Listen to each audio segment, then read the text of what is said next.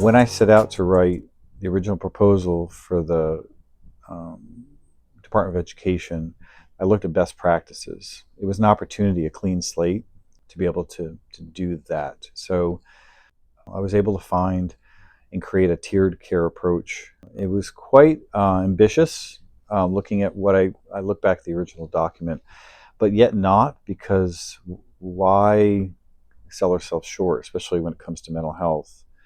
It was a real opportunity. It took me about 4 or 5 days, and I put together a proposal for the state, and that emerged or evolved into what is now Project Fleur-de-lis.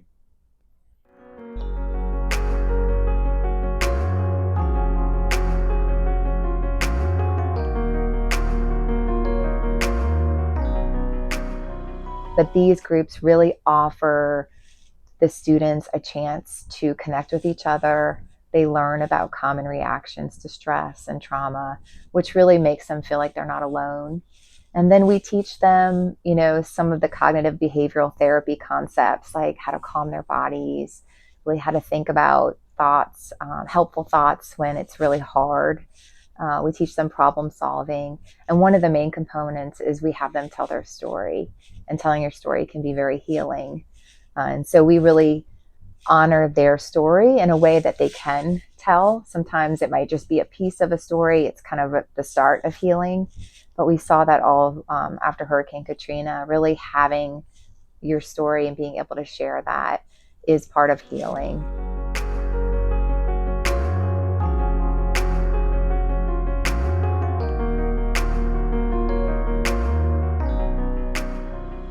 We have kids who are dealing with so much.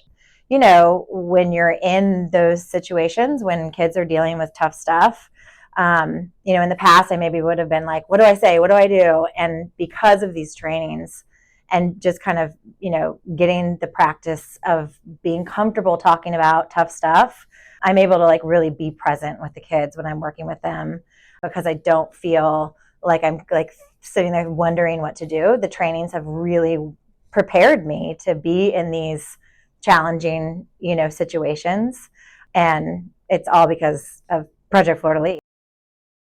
I'm thinking about a student, Kay, who had experienced some really difficult loss, and actually, while working with Project Fleur-de-lis, lost their best friend to gun violence. And the fact that they already had a relationship with a Project Fleur-de-lis therapist meant that they could immediately receive triage support and had an opportunity to process that. This was their senior year of high school.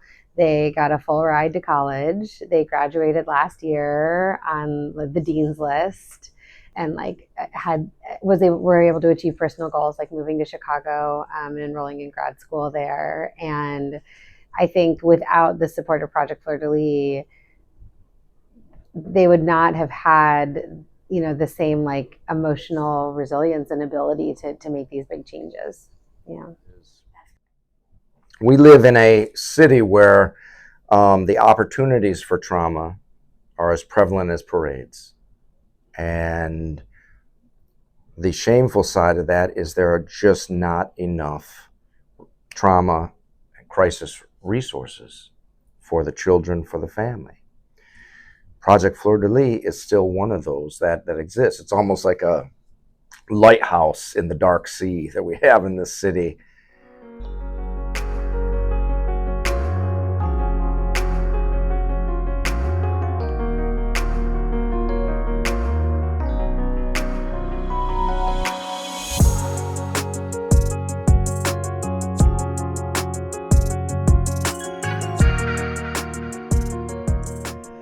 It's very much the community of compassion and support.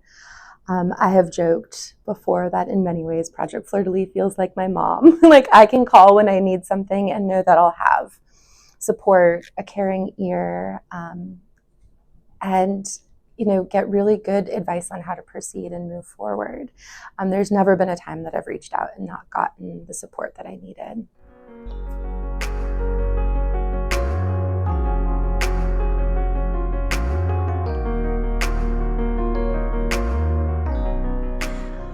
Ripples start where the rock is thrown. And we are that rock. When we take care of each other and we work through adversities, that's where the ripples start. And that's what this field needs, is people who take care of each other, and that's what ripples out. And I just can only imagine in my mind what ripples of 20 years look like and what that would look like 20 years from now. We can't measure the impact that Fleur-de-lis has had on the greater New Orleans area and far beyond, internationally. To take a pen to paper or a calculator, we couldn't do it. And so I'm most proud of those numbers.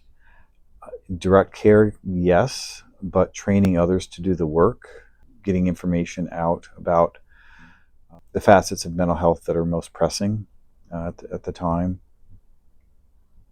is we'll never know the wake that we left. I would say I'm most proud of Project Fleur-de-lis' consistency.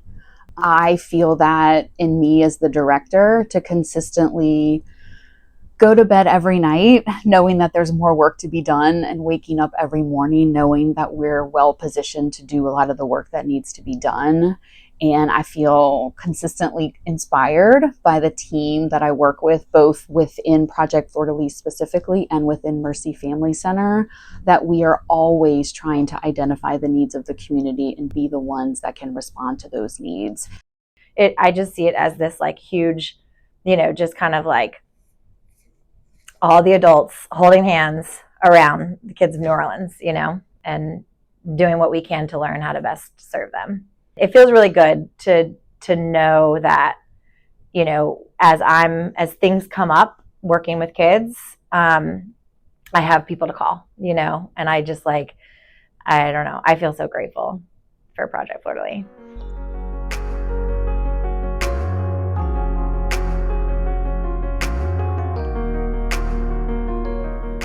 I mean, my hope is that Project Fleur-de-lis is able to continue doing the work that they're doing, training school-based mental health professionals, and then expanding even further into the community. And just seeing that continue to trickle down from one mental health professional to the other. And that just touches so many more lives across the city of both students and families. I mean, I hope that they have lots of money. I hope the Project Fleur-de-lis really, though, is well funded and able to stay in our schools, training clinicians and providing direct service, and being the people that I can call when there's a crisis.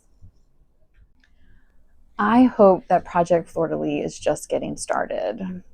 I specifically remember when I came on board in 2007, and Doug was very clear that he created Project Fleur-de-lis for the long run. And so my hope is that we can take some time and reflect on all that we've done and all that we've accomplished and all the people that have meant so much to our community and to the amazing work that we've done to support so many students and families and teachers and administrators over the years. But we still have a lot in the tank, and we want to continue to offer disaster and crisis response services, suicide prevention training and services, trauma and grief training and services, and we want to grow. I think one of the ways that we have continued to be relevant and successful is because we consistently are listening and asking and identifying the needs of our community. And when they're already aligned with services that we're doing, we do it. And when we realize that the need has been met or that somebody else is meeting that need, then that allows us to pivot to something new, because sometimes our community identifies needs that we haven't met yet. And so I think while we always want to continue to be rooted in the programs and the services that people have come to know and trust from Project Fleur-de-lis, we're always looking for new opportunities to expand our reach and to expand the services that we provide to those we serve.